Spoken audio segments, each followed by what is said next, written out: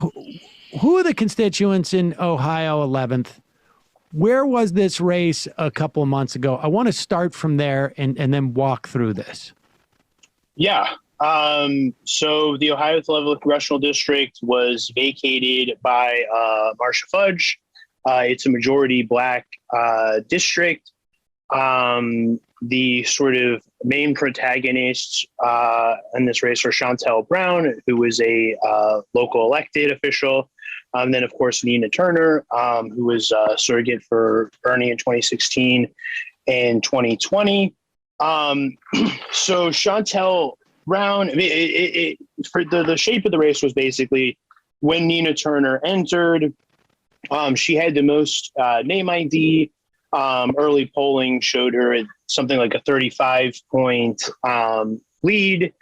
And, you know, she was really leading sort of the fundraising.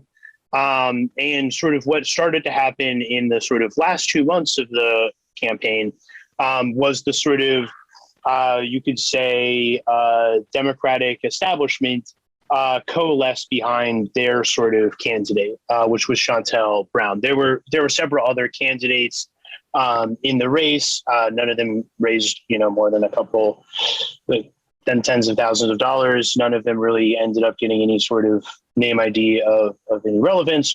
There was an endorsement from Hillary Clinton, James Clyburn, who is sort of, I think, second in leadership in the sort of Democratic caucus, endorsed Shontel Brown along with the CBC. The CBC's political arm is led by Gregory Meeks, who's a New York Congressional Black Caucus. Yes, Congressional Black Caucus.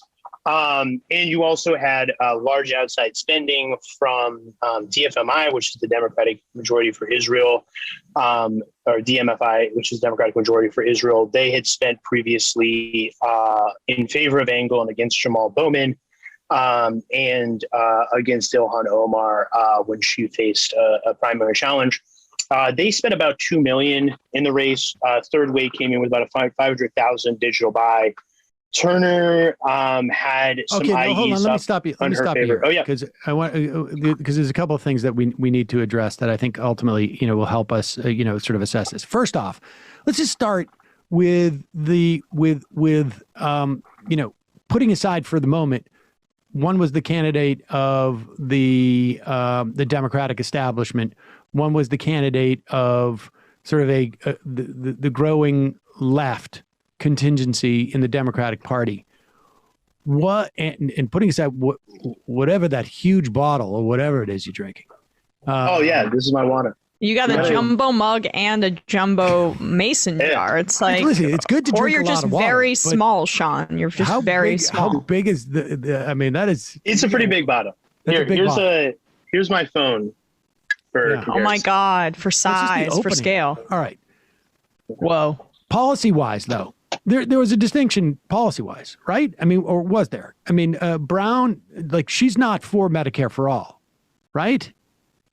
How would you characterize her positions?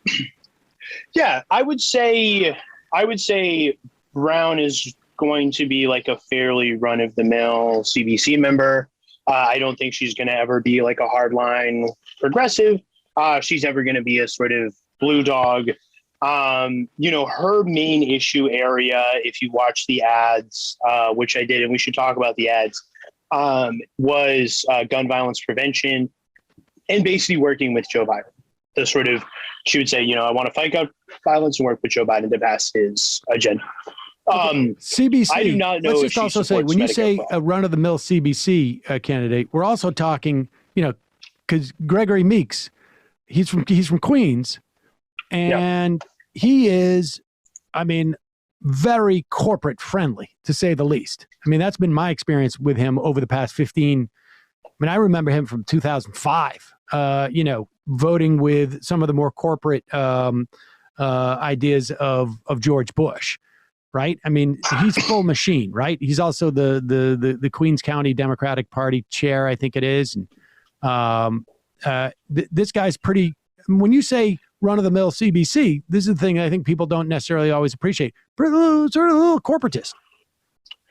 Yeah, I would say. So I just looked at Chantel Brown's website. She does not. I don't see anywhere Medicare for all. Oh wait. Oh, she said I wouldn't vote for Medicare for all if it came to that score. So, she says in the site she is for Medicare for all. The district, by the way, is a very strong Medicare for all district.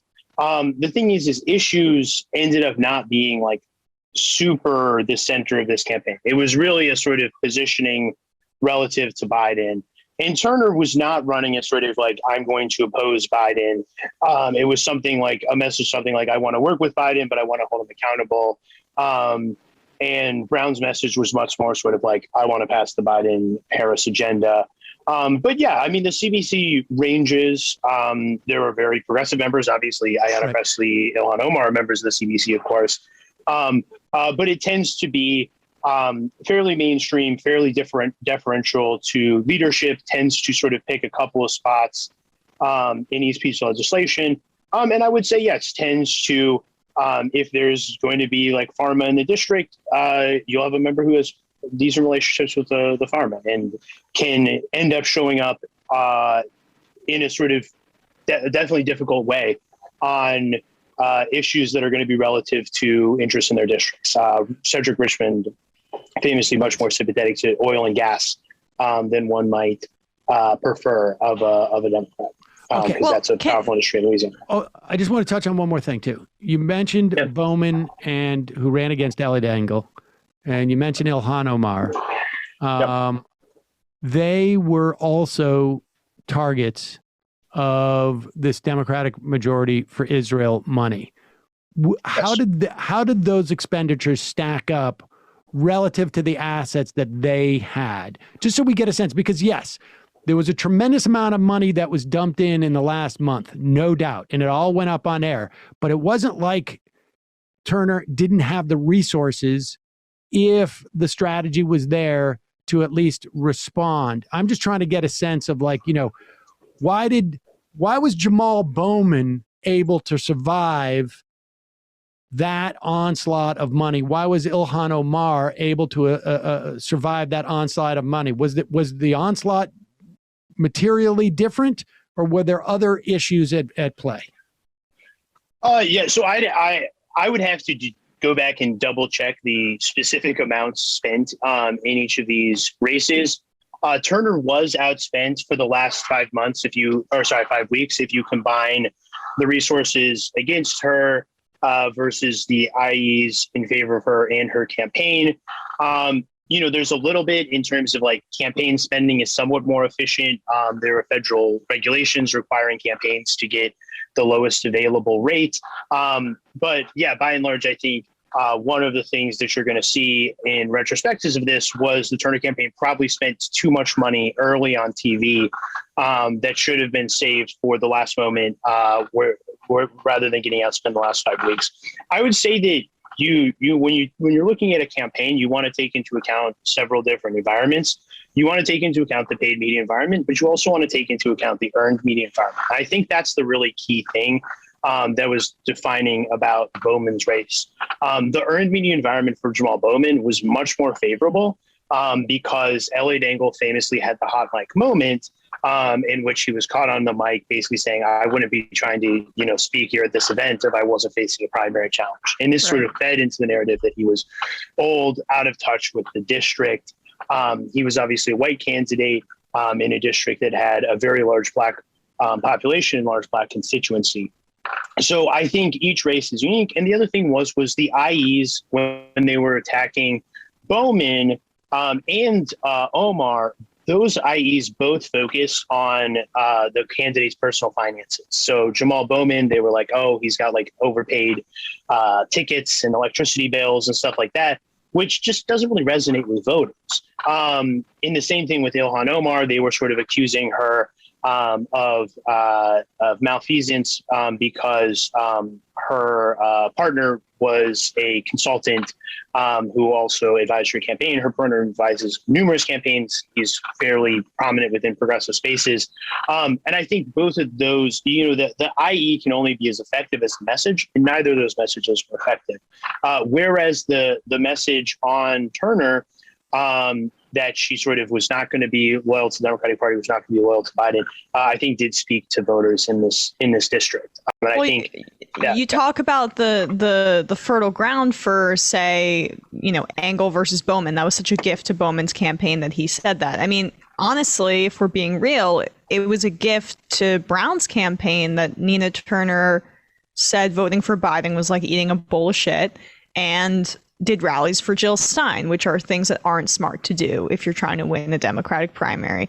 Let's just be real about that. I mean, how much of those ad buys were focused on those two pieces of her history, and how effective do you think that was?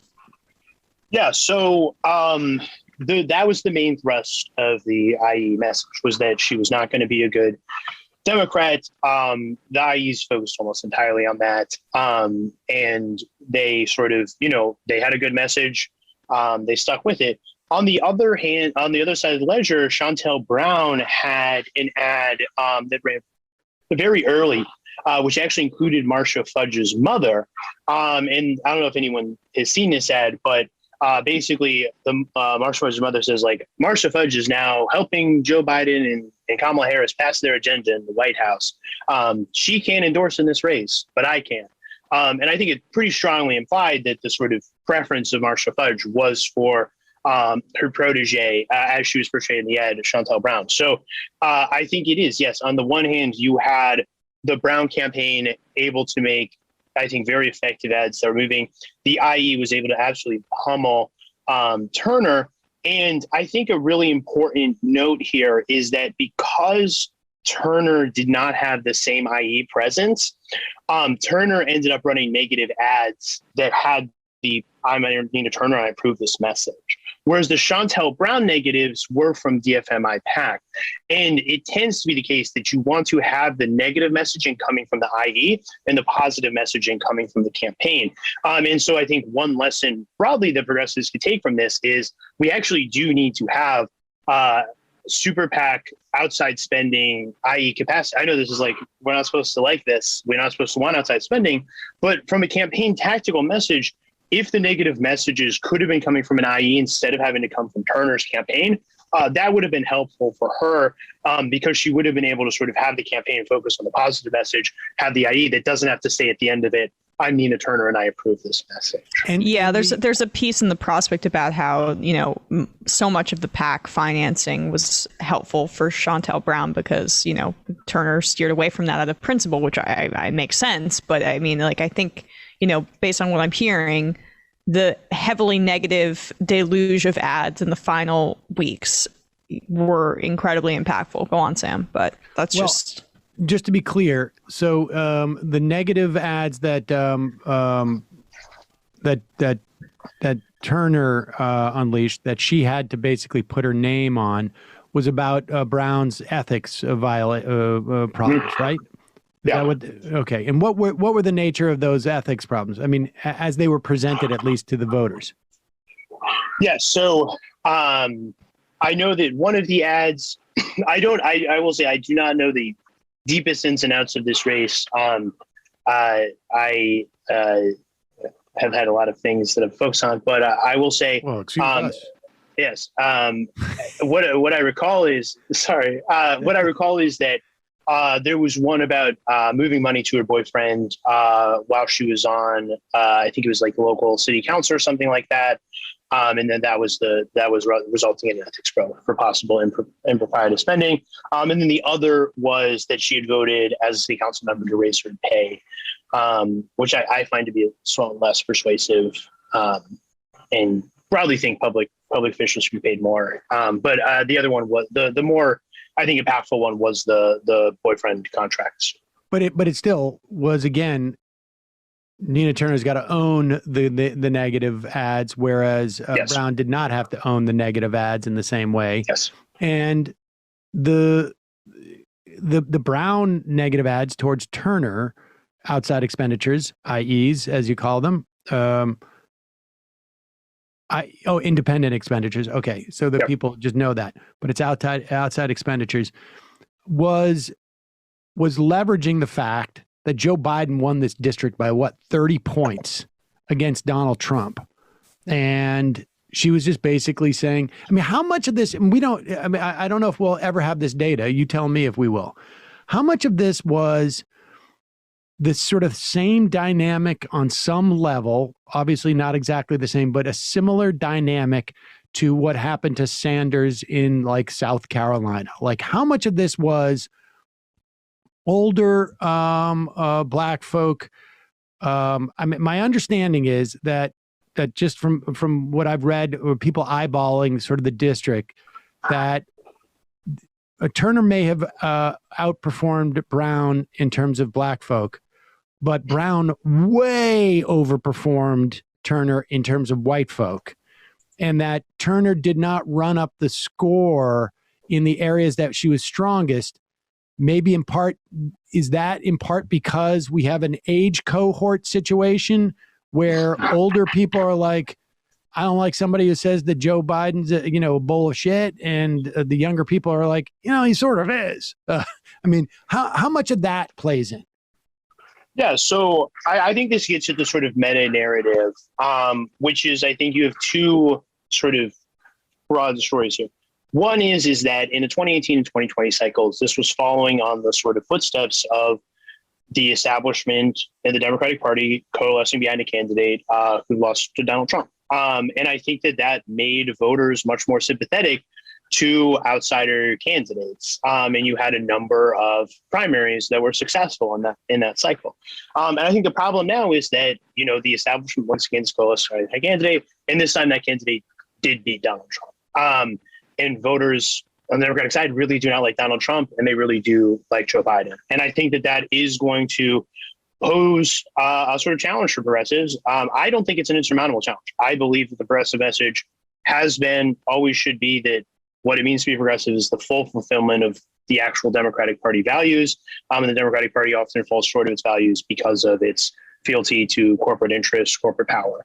I will say I do think that the age thing is very important. I think you're right. I think that Nina Turner and Shontel Brown basically fought the black vote to a draw. I think that was highly age polarized among black voters. Older black voters more preferring Shontel Brown, younger black voters pretty overwhelmingly preferring Turner, which was also the case with Sanders. And Shontel Brown performed better with white voters. But ultimately, the most powerful predictor in this race of who you were voting for was age. And right now, we still have youth turnout is on the whole lower than older turnout. And if those numbers were not true, if young people and old people voted the same rate, Nina Turner would be the elected representative of Ohio's 11th.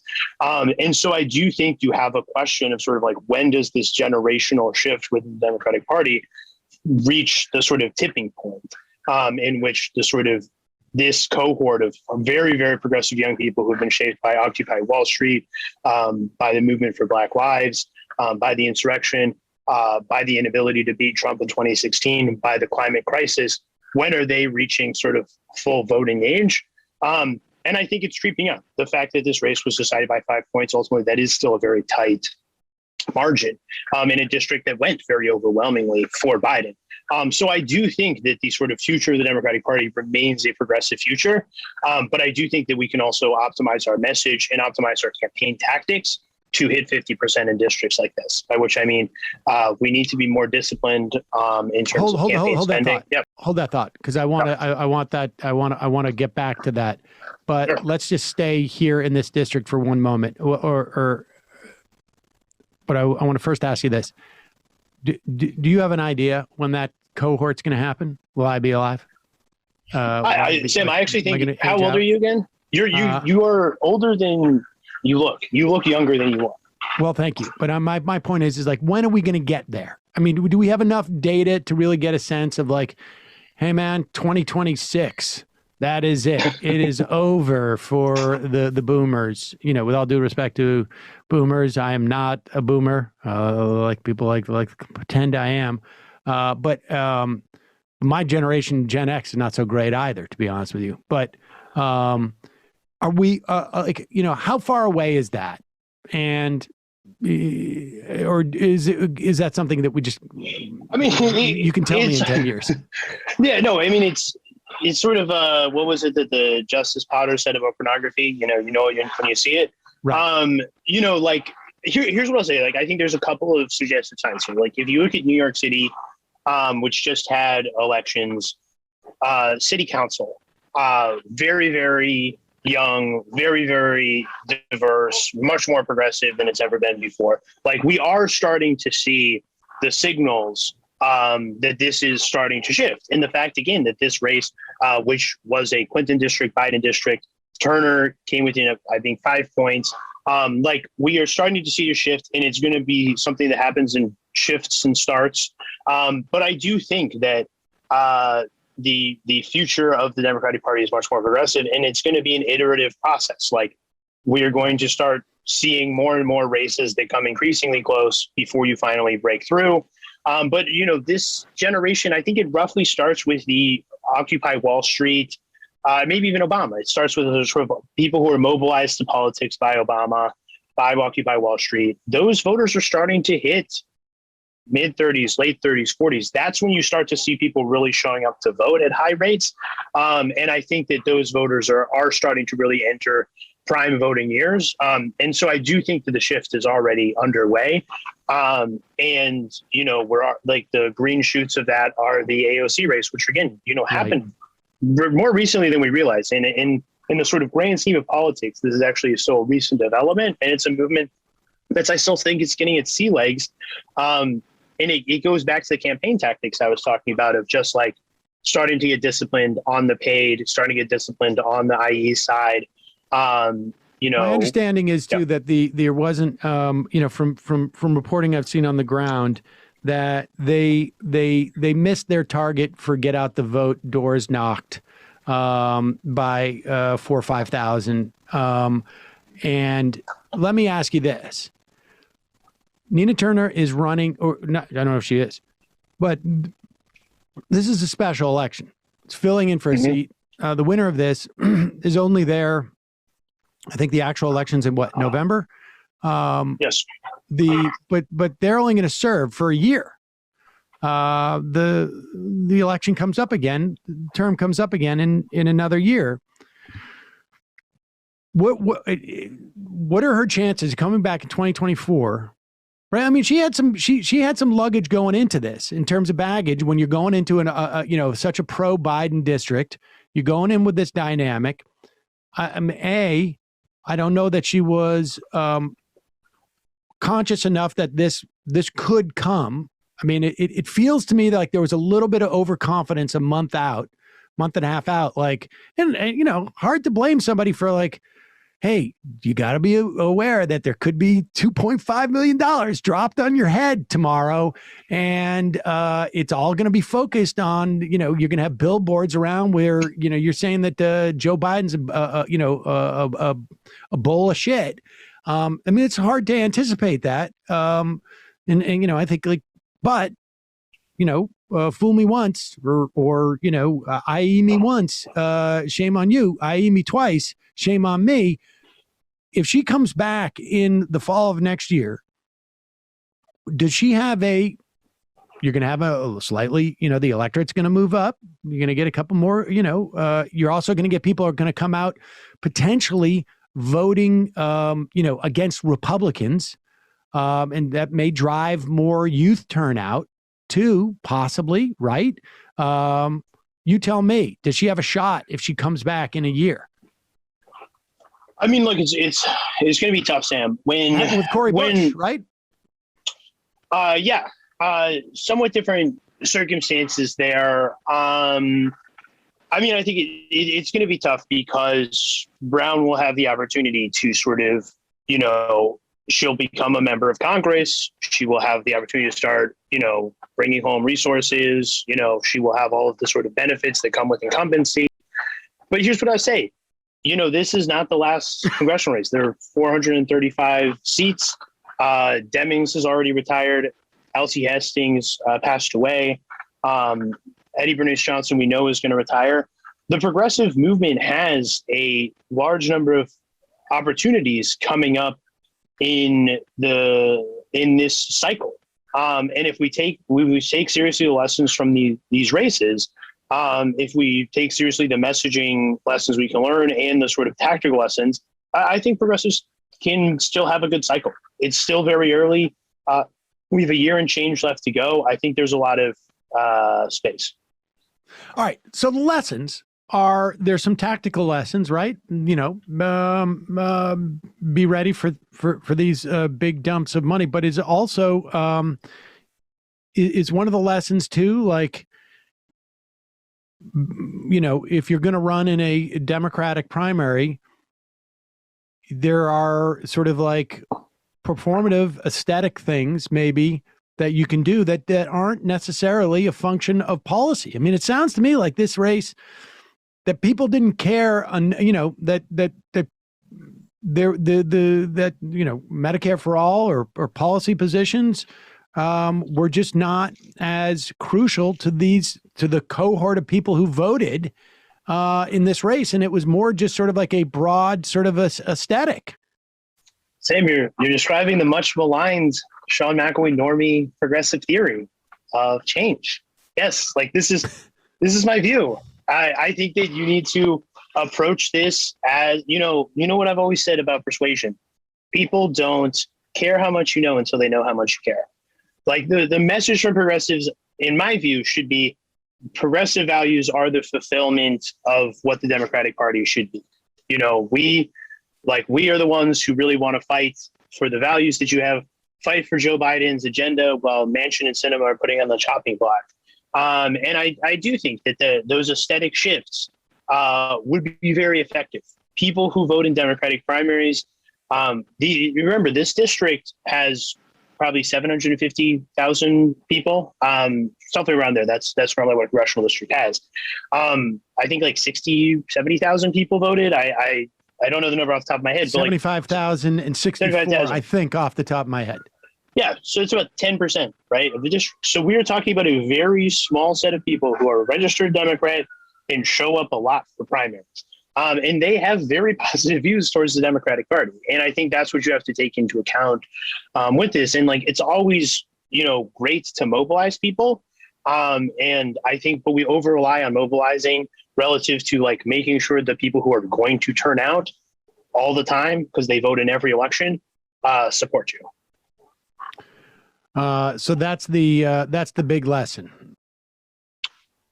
Yes, the Sean McElwee was right. Yes, that is my takeaway from this race, as it is of most races. Well, but there's a lot of people, you know, that I'm reading that sort of agree with that basic concept. Is that, you know, to go in, you know, to go in and to start either, and I think, you know, and it seems to me that Nina Turner made an effort through this race to appeal to those voters. The problem is that she didn't have the money at the time that it needed to be deployed to fend off the attacks that were sort of like low-hanging fruit. Like, you know, if I don't need to be a genius. If I want to alienate someone who, you know, is running in a Democratic primary from, you know, sort of those type of normie Democratic voters, I don't need to be a genius. If you've given me a quote where you say, like, you know, the Democratic president is bullshit. I mean, yeah, just let your, you know, Matt was saying this, let your surrogates do that, right? You don't need to be the ones calling voting for Biden half a bowl of shit or whatever the case may be. But I also find a lot of insight in Mao. I said I also find a lot of insight in Mao. In Mao? What? I thought you said Mao. Oh, Mao. No, I didn't say that. Yeah. What? Matt. Oh, Matt. Yeah, I guess Matt. Mao. I was struggling to. Sean, thank you so much. I appreciate you breaking this down for us. Absolutely, Sam and Emma. You're both invited. So there it is. I mean, you know, much of what Sean says. Wait, did you just jump in? Did you say something, Matt? I said that not the first time I've been confused for Mao today. Yeah, that happens all the time. I mean, to me, it seems like, you know how we talk about don't make religion the point of attack. To a certain extent, there's a lot of people who progressives needs votes from, who are sort of cultural mythological symbols to people, and to undo that, I agree with what Nina Turner said about Biden, but to undo that stuff in the course of a campaign is just not something a politician can do. That's like a long-term project, and it's not going to make, winning a primary easier. Yeah, I mean, that's why her ads in the final weeks, which she, I just want to cite this again, because Dave Weigel was essentially saying, amazing that Turner watched the establishment candidates consolidate against Sanders and DMFI, Democratic Majority for Israel, pound him with negative ads, then had no effective fight back when this began to happen to her in Ohio 11. Like, it wasn't enough at the 11th hour, which I think, like, at the time I tweeted, this seems a little like they're freaked out. Ads with images of her with Obama. Like, that needed to be part of the equation from the get-go. I mean, she was up by like 35 points at the outset. She really, it fell apart. And I think that had a lot to do with negative advertising that, Brown didn't have to own, as Sean was saying. Let me just respond to this, I am, and it's an extension of what you're saying. Heather, I am, Sam, I think we all failed Nina Turner. To be honest, how many times have you featured her or interviewed her, talked about her policies? Maybe one or two videos at most in the last 2 months, compared to, I don't know how many hours of talking about Republicans. Why not educate your viewers more and more about their candidates, their choices, policies, and how policies of her opponents are bad? Deep breakdowns, not touch and go features. I would put the number of people who voted for Brown in that race, who watched this show, maybe in the double figures. Maybe we have, I'd be surprised if we have one, to be honest, one person. This race was not won or lost about policies. Nope. And broadly speaking, we try and educate Democrats, maybe some, maybe some conservatives, maybe some Republicans, maybe some, progressives about what, policies should be adopted. But this race was not about that. This is the thing, and Michael liked to say this quite a bit. It's about winning. It's about winning. And the idea that you may have to change some aesthetics to appeal to people, to sell them this. I mean, this is a job of a politician. Also, I'm pretty sure her ads were on like a lot of our videos for fundraising, and we also had her on the show. Yeah, I mean, I think but even if we had done nothing, the point is that it wouldn't have made a difference. The difference has to be that activists need to give space to politicians who are pursuing the same issue goals, has to give them space to appeal to those people who are voting on a different set of criteria. Mm-hmm. Not, that's the bottom line. The idea, this is, like, activists don't need to lose their shit if she comes out with an ad like the one that she did in Too Late with Obama, with photos with Obama, seeing the larger goal and the tactics of winning to get her into power. And I would argue a lot of those people are not actually activists. Or, they're just people who are screaming. Purists. Yes, they need to eat their own bowl of shit and say, no, this is the path to win. Exactly. This is the problem, is that, and this is why, and he's just an obvious example, right? And I think by this point, Jimmy Dore was probably off the Nina Turner trip because of the aesthetics. No, they were saying don't donate to her anymore on her show. Right. So. Because they were upset about the aesthetics, right? And this is the problem. For people who are so concerned about identity politics, because it's not dealing with the material impact on people. If you're concerned about the material impact on people, the idea that Nina Turner would even, let's say she if she had to campaign with a cutout of Joe Biden that she was hugging every day, far more valuable to me for her to win doing that and having her vote on all these things. I mean, it's just like, this is like little kiddie stuff. Honestly, it is like childish. It is like a 7-year-old boy saying, like, I don't want to wear pink because that's a girl color. It's honestly, it's like that. Yeah. It's that it's that superficial and arrested and just and wrong.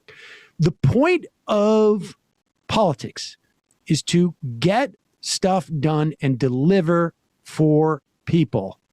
And the point of progressive or leftist electoral politics, if there are people who would just say, like, I'm not interested in the electoral process because I'm waiting for a bigger revolution and awareness, different conversation. But if you're going to get involved in electoral politics, the idea is win so that you can get power to provide material benefits for people. And I don't know if Nina Turner felt inhibited to go, to hug Obama, in 6 months out. She may have felt like that would have hurt her fundraising, but that's a problem if she did.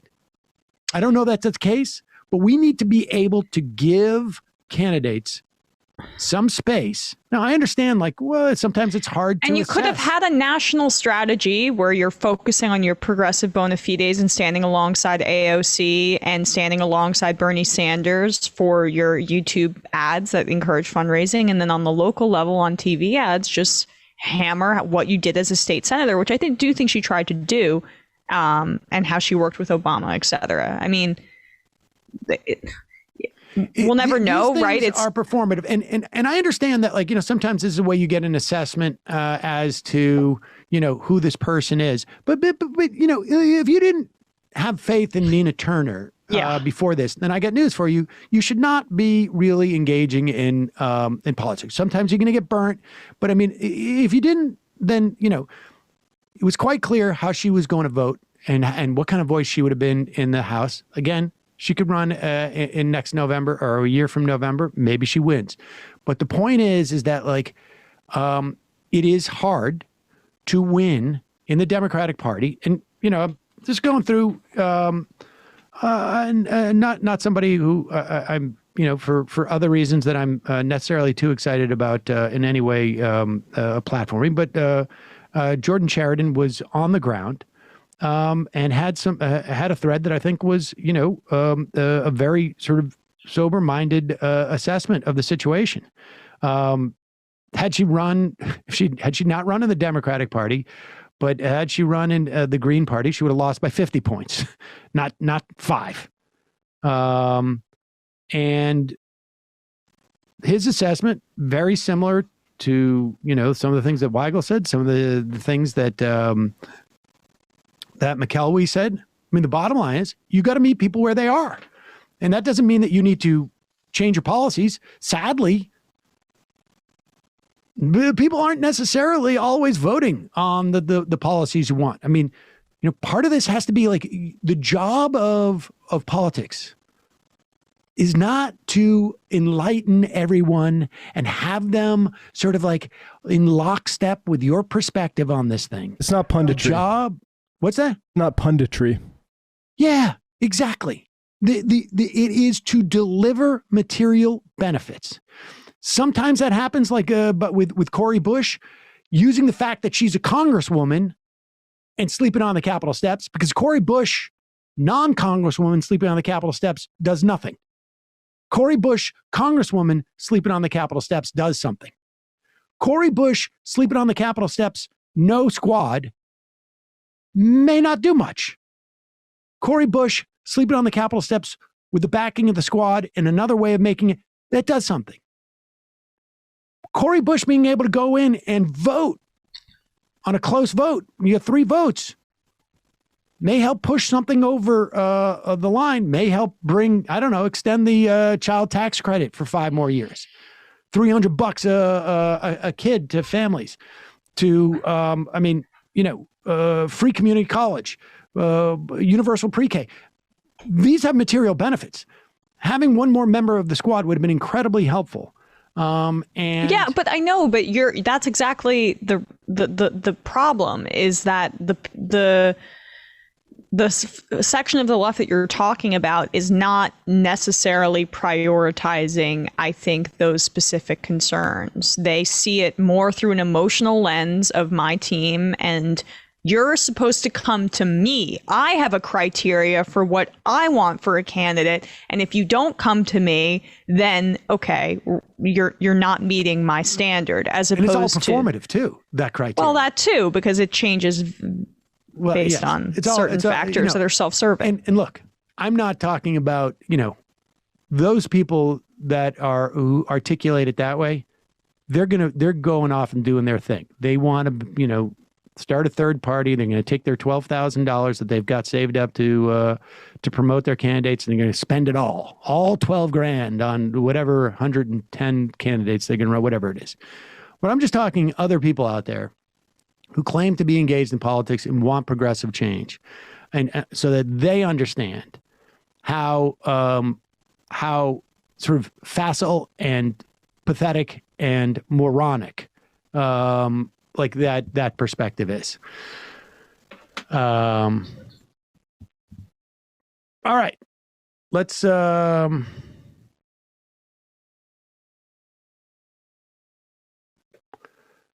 Warlord Snizhniz. As usual, Sean likes to ignore facts in favor of his own project, like everybody. The fact that he didn't talk about how the local party pushed the primary back shows how useless he can be. They may have done that, but you still have the issue of, like, they could have pushed it back, months and months, but they pushed it back because they want to give time for this money to be able to land these attacks on Nina Turner. But like I say, these are easy attacks to launch in this context. I mean, that's the thing that you have to absorb. Like, you can focus on the machinations that, look, every candidate that is going to go against the establishment going into it has to understand that the establishment is going to, if it takes pushing back the primary, they're going to do it. If it takes, dropping in $2.5 million against me, they're going to do it. There's no world where the voter going to the booth is going to give a crap about what the local party did to help the establishment candidate. And that's just not going to happen. There's no world where we get them to play fair and then we start doing stuff, right? Exactly. Like what world do you think we're living in, folks? Exactly. Like, this is all baby whining. This is all like, it's not fair. She had a popsicle yesterday. Why does she get one today? I want 2 popsicles. No, dude, that's not what it's about. You're going to have to deal with the fact that power is not going to say, like, whoa, okay, we're going to play fair here. That's not going to work that way. So focus on how you win, not on how the other team is cutting corners. You're not going to, like, this World Series doesn't count because that pitcher, I saw him lick his finger too many times and he had some. No, well, this World Series doesn't count because I'd rather be playing basketball.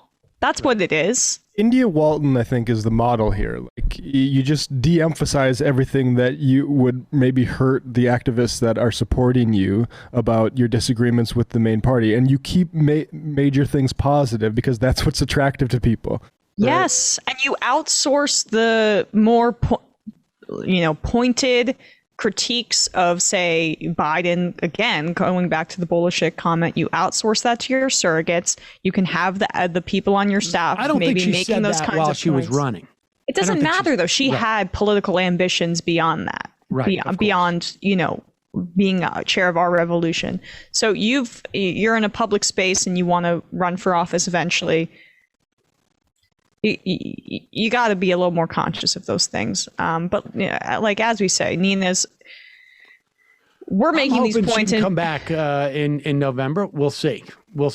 Yeah, we're making these points because we wanted her desperately to win, and thought that she was an excellent candidate. I also think, like, the way that Chantel won the suburbs and Nina won Cleveland, like, there's a problem with how, like, that's when I think the Democrats are going to out-organize voter suppression. To me, it's like, oh, we'll be able to turn out our suburban folks. Well, yeah, and Ohio has open primaries too, which I wonder how much of that played in based on what we're seeing in terms of Chantel Brown seizing a bit of that white vote versus what Nina Turner was able to get. I think a very similar thing happened in the Louisiana district special where, to replace Cedric Richmond, Karen Carter Peterson won most of the black vote, and the open primary, Troy Carter won most of the white suburbs and Republican voters to win that race. So this is unfortunately this is almost like a special election playbook for certain facets of the Democratic Party. Just a follow up on that. Warlord is in New Jersey. My point was that Sean doesn't like to talk about the forces of capital and the establishment will move heaven and earth to stop any progressive challenge. Sean likes to pretend. Well, we take that as a granted, right? I mean, isn't that understood that they're going to fight? And if they, heaven and earth, you want to call it, but yeah, that they're going to do this. That's taken for granted. I think it should be. If you don't understand that, that if you challenge power, that power is going to do everything they can to stop you. That should be there. Sean likes to pretend that there is some sort of magical image of a progressive that can win. Well, it's not a magical image. We have models of it. Jamal Bowman, we have examples of it. If you don't think a progressive can win, then you should disengage from electoral politics. I mean, that's basically it. You should just recede into, nihilism. Yeah. But they're not going to win a progressive candidate is not going to win as a Green Party any more than, he's not going to have more opportunity if they're a Green Party member. I mean, what he's talking about, what McElwee is talking about is this is the best chance that you have. That doesn't mean that they're magic or that they're always going to win. This is the best chance. That's it. And look, you could tell that Nina Turner understood this dynamic when they started to deploy these Obama ads. Yes. And she knew. She knew. It was a liability. Maybe didn't know how much. Emma knows corn. Keep India Walton in your minds because they're launching a massive writing campaign for Mayor Brown here, writing in from Buffalo. More signs going up than were here before the primary. Fascinating. Just one thing about the Buffalo race. They're also trying to gut the mayoral powers to make it more of a city manager system because they don't want her to win either. But that's also to your point, Sam, that this will happen regardless. So you got to push forward no matter what. Yep. Come shower with Crowder. The fact that Dem establishment put so much energy and money into sinking Nina's campaign shows how afraid they are of the potential change these candidates can bring. F. Jimmy Dore. Yes. They're not doing this because it's fun for them.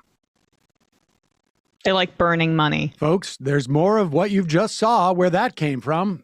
That's if you hit the subscribe and like button. Thank you. Really. Thank you.